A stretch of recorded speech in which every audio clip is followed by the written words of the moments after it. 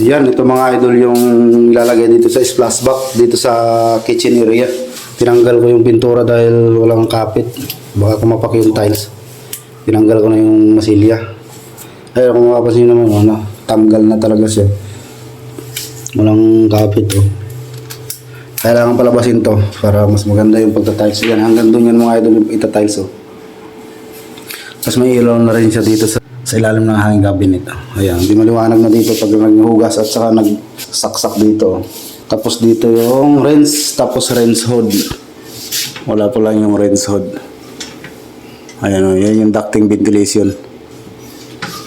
Tapos doon microwave, oven. Na-retouch na rin itong mga cabinet dito. Ayan o. Dito naman nakalagay yung rep. Ngayon saksakan niya. Tapos dito mayroon siyang gray strap. Yan talaga po mga kondo may mag gray strap. Hindi nga lang matuloy-tuloy pag sincere dahil may oras yung pag-iingay dito.